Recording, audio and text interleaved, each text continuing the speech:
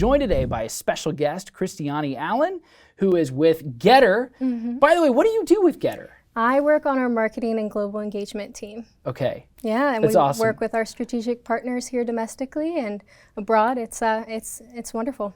Well, you're also with, obviously, the Standing for Freedom Center as an influencer. Yeah. We've known each other for a couple of years now, and formerly with Mayor Giuliani. Yep. And you've been around, and thank you for joining the podcast. Thank you for having me. I remember coming to Liberty in 2019 for the launch of the center. Yeah. And it's incredible the impact you guys have had since then. So it's a true pleasure to be sitting here with you today. Yes, well, we're honored to have you. And I wanted to talk with you about really what's happening right now. It's unfolding before our eyes, real time. We're seeing this on social media. Censorship at a level we've never seen before. Cancellation at a level we've never seen before. We're in a political environment right now where I think the polarization, right? There's the politicization of everything. Masks are political, right? Vaccinations are political to the level they've never been before. Families are political. Going to church now is political, right? Everything has been made, in kind of this, has fit into this lens of politics. Yeah, unfortunately. And so where we exist, this is something I'm trying to communicate to an older generation. There's probably some parents that are listening and others, younger people as well. We're going from an analog world to a digital world. More and more everything that we do is in the digital spaces. Analog is tangible reality. I think the old cassette tapes, the old CDs, like all of those things. I saw where John Acuff posted the other day. He was talking to, I think, his son and saying, I used to get Netflix delivered to me by mail. What? Right. Did you know that? No. Netflix? I know Blockbuster though. I know Blockbuster. So I have a whole story about Blockbuster. And then Redbox, right? That's right, Blockbuster, Redbox. But when Netflix was just starting, they were not a brick and mortar. They would deliver CDs, DVDs by mail, and that's how people got them. And then they went online, whereas Blockbuster was late to adopt that. But that just illustrates how far we've come. Most people, when they talk about a cell phone, they only think of a smartphone. It used to be that it was the old Nokia phone, the flip phones, whatever. The first phone that I got was an old Nokia phone, like had nothing on there except a dialing pad, and that was it. And it took you like 15 minutes to say hello on there, right? so we've come really far since then. And now if you want to be represented, if you want to have a business, if you want to have a voice, you're doing it in the digital space. And here we are, 2022, and now you have GETTR, right? Amidst all the other things. Tell us about, first of all, why does that exist? What's the need? Why is it necessary? Well, GETTR exists because of the political censorship and the cancellation that we've seen by big tech companies the last couple of years. And I think it's always existed, but if you look at the last 5 years, I think it's really started to make its way into the media's attention. We look at big tech companies like Facebook, Twitter, YouTube, Instagram, Snapchat, now TikTok. All of them are partaking in some level of political censorship. I think the most prolific example of the political censorship that kind of, I think, brought it to a level in the majority of Americans and people all around their eyes was that we had a sitting president of the United States that was deplatformed. And within a few clicks from a guy in a hoodie, a tech wizard in a hoodie in Silicon Valley, he was able to take away a current president of the United States' most impactful and powerful broadcasting tools. Right. And so GETTR exists because of that political censorship, because of big tech companies stripping the voice away from their user base. And that's why we're here. We're here to basically offer a platform where there is no political censorship, there isn't cancellation. No, we don't tolerate violence. No platform should tolerate violence. But we're giving back users' voice, and that's something that needs to be on the market. It hasn't been. And I'll even add, I talk to content creators all the time who have joined GETTR. They have millions of followers. Mayor Giuliani, before I even started working with with GETTR, I got him onto the platform, and I was blown away by the interface. Freedom Center is a beautiful example. You guys have almost 100,000 followers on GETTR. Winning. Yeah, it's amazing right. what you can do with a platform that doesn't restrict a Christian perspective, right? But talking to those content creators, they enjoy being on the platform. Its interface is competitive with Twitter's. We have live streaming, we have longer characters than Twitter. But to answer your question, that was a little bit long-winded, but we exist because of the political censorship and the cancellation by big tech platforms, and I think they're doing it to their dismay, because at some point, and I think we're already starting to see this, it's interesting, you didn't used to have users willing to try out new platforms. Right. Honestly, 2 years ago, a year ago, I wouldn't have been willing to hop on another platform. We've built up all this, this audience on these platforms. You don't want to just walk away. It takes time, it takes labor, it takes effort to build up a new platform. But I think it's gotten so bad with these other platforms that, and Joe Rogan is now experiencing this and getting a taste of this, that people were like, you know what? It's worth me taking the time to test out these alternatives. And the beautiful thing with GETTR is people are actually enjoying it. So. Yeah. Okay, so real quick. So one of the things is, for novices that are engaging, if they're going on Twitter, if they're going on Facebook, I post across 4 different platforms, including GETTR. Yes, I'm on GETTR. And what I've noticed is that on GETTR, I get a ton of traction. I might post a Bible verse, like something very, very simple. And I look at GETTR and I'm like, my engagement on that, like, it's just copy paste, like a verse in the text, like John 3:16, post it right there. And then I put it on Twitter, and I swear I get like 2 or 3 different of folks that are engaging in it. And GETTR, it might be 100 people, right, or more. And I'm just amazed at the level of engagement. Yeah. What does that mean? What is happening there on some of the platforms? And is there any kind of, explain how these algorithms are working against people? Because I think when people are listening and they're thinking, okay, I post online, is it, that's just a conspiracy, guys. Like they're not actually shadow banning you. They're not messing with the metrics of engagement, whatever. If you're a conservative, it's just objective. It's purely objective. There's no way that could be happening. Well, you're not the only one saying that your engagement's better. We actually, speaking, because I work in marketing and global engagement, I get feedback from media outlets all the time that they have better click-through rates on GETTR than they do on Facebook now, which is just music to my ears. That the users that are on GETTR, I think they're motivated. 40%, I don't want to quote this wrong, but 40% of our user base is active frequently. I think it's every week, 40% of our user base is active on the platform. That's huge. Yeah. That's huge. They're there for a purpose. They're there for a reason. There are no strange algorithms. There's nobody suppressing content, choosing what content to push. People are on there. It's time logged. People repost. It goes back up to the feed. There's nothing wonky going on, which is, unfortunately, you see that with a lot of big tech platforms. Yeah. So obviously, speech is something where today, when we discuss free speech, right, we're not just talking about the right that is protected in the Constitution. What we're talking about is now companies that are using these platforms, right, to get out messaging. Sometimes they're using it as a propaganda tool. And you're trying to be fairly represented, right? A lot of times people are paying advertising dollars and other things. But it is not a fair system. Let me give you an example. Okay. When I go into a restaurant, like if I were to go to Texas Roadhouse across the street or Cracker Barrel, whatever, and we were to order from a menu, everybody pays the same price. It's the same price no matter what. If all of a sudden platforms look and in their monetization, the way they do the metrics, they say, well, this person's conservative. The price now goes up. They're going to pay 3 times as much to get the same meal. The other person, we're going to cut them a discount. And what they're doing when they suppress versus, they do these algorithms in the way that they do, that's essentially the metrics that they're messing around with. You pay more to get the same result, you pay less, right? And we amplify your content more.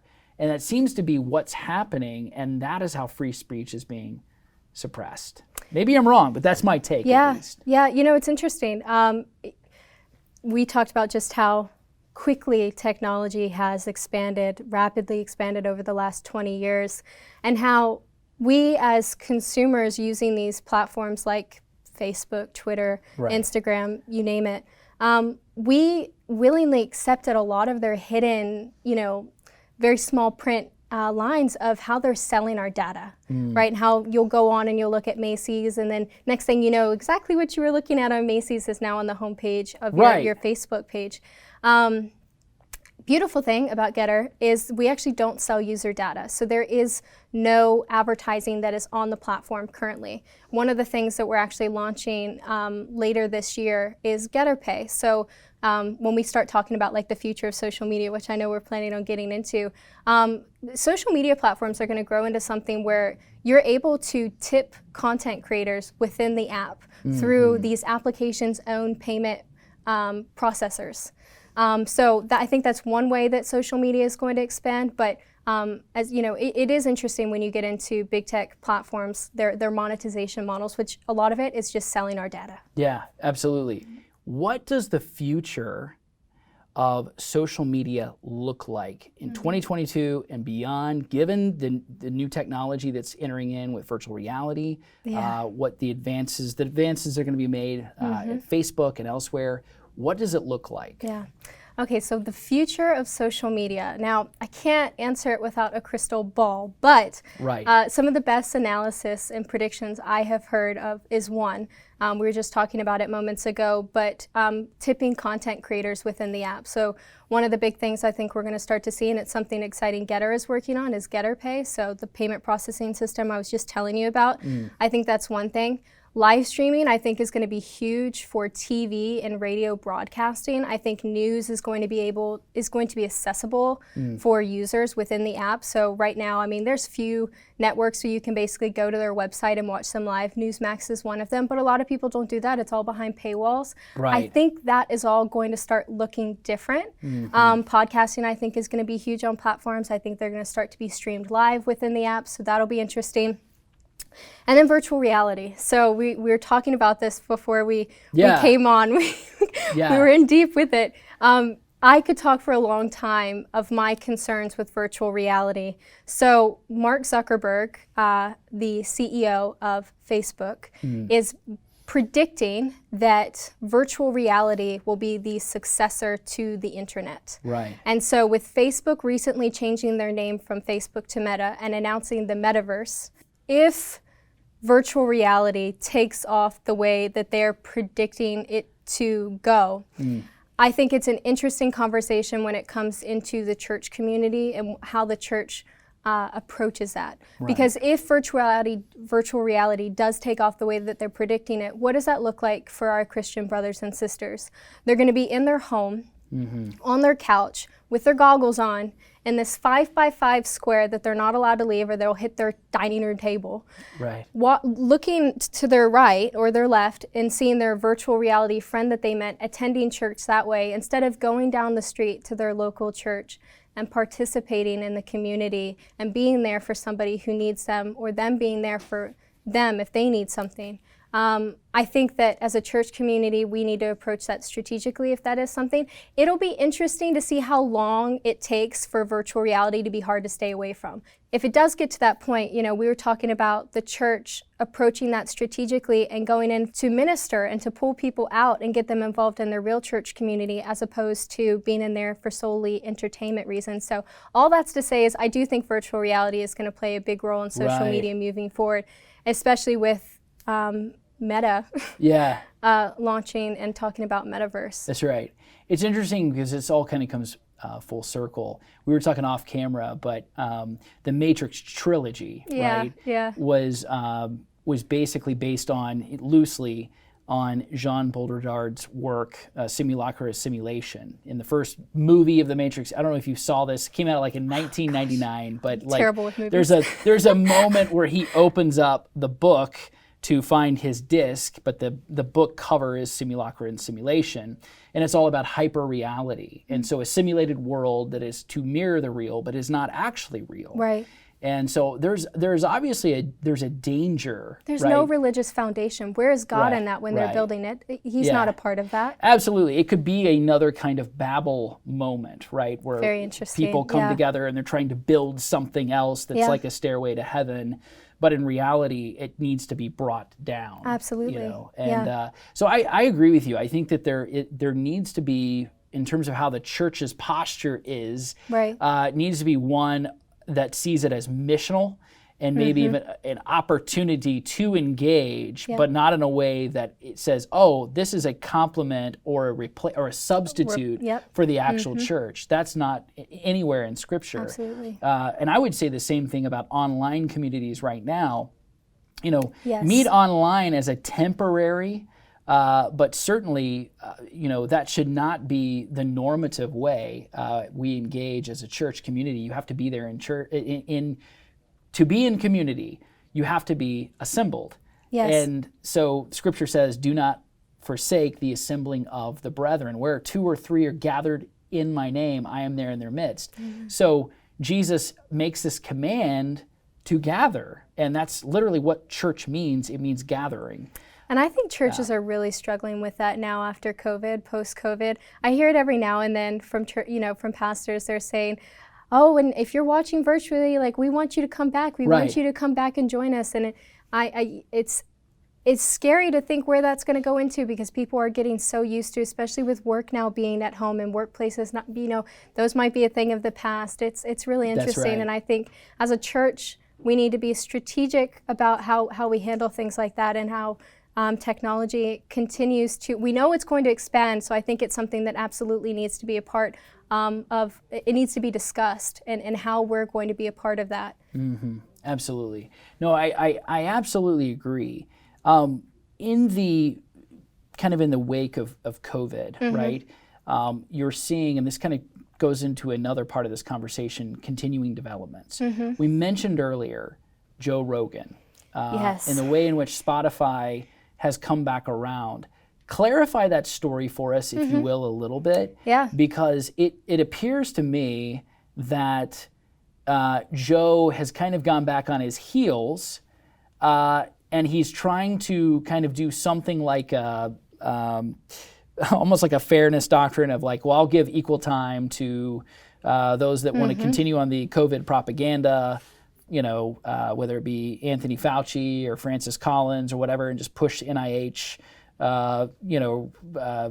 vaccines, Pfizer, Moderna, whatever, or I'll have the other guys, right, who are basically whistleblowing for the fact that there is some kind of a conspiracy that is taking place, and this is a propaganda tool. What's really happening with Spotify? So that's interesting. So when Joe Rogan signed the deal with Spotify, it was basically for exclusive rights to his show. So his shows can be anywhere from like 2 hours to 5 hours, depending on who. They're long. The beautiful thing, and I think what's made his show such a success, is he makes the guest forget they're on camera. They're there so long.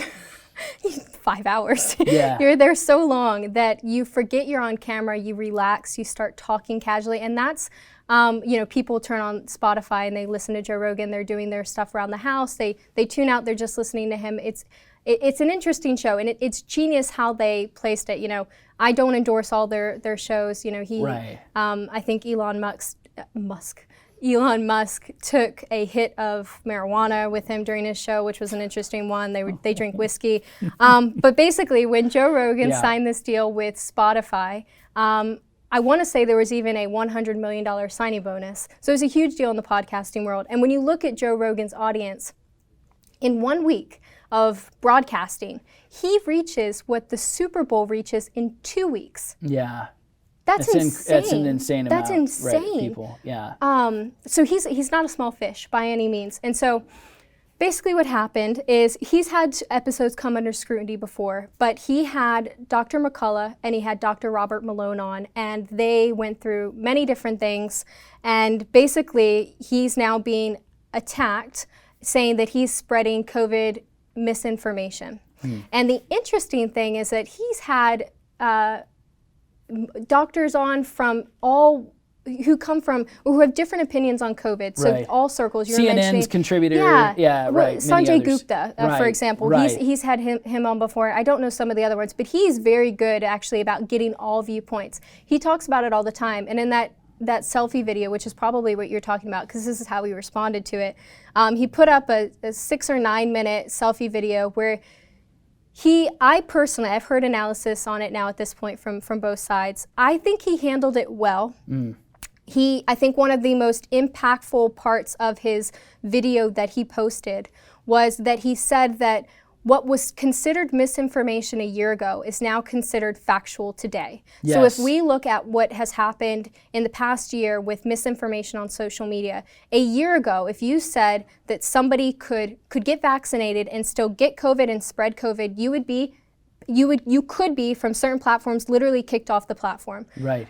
That has changed. Right. In 1 year, what was considered misinformation is no longer considered misinformation. So Joe Rogan talked about that in the 6-minute video, and it was Seth Dillon at Babylon Bee, one of the things he jokes about is, today's satire is actually tomorrow's news. And it's interesting, yesterday's misinformation is actually today's truth. Yesterday's conspiracy theories are actually news today. People that were sounding the alarm a year ago, year and a half ago, oh, you're crazy, you guys you're way out on the fringe, you're conspiracy theorists, whatever. And now the truth is getting closer and closer to home. I remember in 2020, back in the spring of 2020, there was a major campaign about the conspiracy theory of the Wuhan lab, meaning that anybody who is saying that this virus came from a lab, that it broke out, that it was leaked or whatever, that it was a man-made virus, anybody saying that is just a radical conspiracy theorist. Now that has completely changed, right? It's like, hello. I think it was Jon Stewart, right, that was on, I'm trying to remember now which program he was on, but Jon Stewart was making a joke that if you had, a chocolate factory and all of a sudden you have this explosion and chocolatey goodness spread all throughout the town, you wouldn't say, this was something that a sea turtle created. No, you would say, could it be the chocolate factory? Right. And lo and behold, that's obviously cause and effect. It makes sense. So what is really passing today as truth versus misinformation? A lot, I think. And specifically going back to that Joe Rogan example, I think he's found himself, Joe Rogan and Spotify, I think they found themselves in a battle that they were unprepared for and also not expecting. When they signed that deal, it was huge for Spotify, it was huge for Joe Rogan. I think that, them slapping a warning, if you want to call it a warning or a disclaimer before his episode saying that consult your doctor before using any of this medical advice. I personally don't have an issue with that. I'm probably going to get a lot of flack from people I know by saying that, but I'll tell you why. I compare it to dietitians. You look at content creators that are dietitians, they have millions of followers. They always say before their videos, please consult your doctor before exploring any of my dietary advice. I don't have an issue with that. The issue is when you have the White House, the executive branch, just the other day, Jen Psaki, Tuesday in her press conference saying that Spotify should do more. What is doing more? Removing the content entirely? I can say one thing, it would never happen on GETTR. Joe Rogan, you should post your videos on GETTR. Very good, very good. No, we really appreciate that. Thank you for coming on and just kind of shedding light on what I think is both challenges. I think the challenge of free speech in a digital world. When you think about where we're going in the next few months and even the next few years, I think there's a great opportunity for those that are out there to expand on their platforms. But I also think that these challenges are going to cause folks like you and I and others out there, that we're going to have to fight for every inch of it as well. I will say, there's a bright spot for Christians and conservatives. With alternatives coming up in the marketplace, marketplace competition breeds better products for consumers. And all of this attack on free speech is going to come out in the positive way. And there's I think a beautiful spot in the future and even now for Christians and conservatives. I think that's a good word. I think that's one to leave it on. And just the recognition that with these challenges, with these disruptions, it's usually in response to that that you can have this freedom and this proliferation of freedom of knowledge and of freedom of information. We're probably at a revolutionary level again. You never know in this society, in this country, and even globally, where conservatives and specifically Christians have to stand up, to speak up, to not be silenced. Absolutely. It's going to take courage to do that. Thank you so much for coming on. Thank you for having me, Really Ryan. appreciate This was it. a pleasure. Absolutely. And I know we'll do it again. I hope so. All right.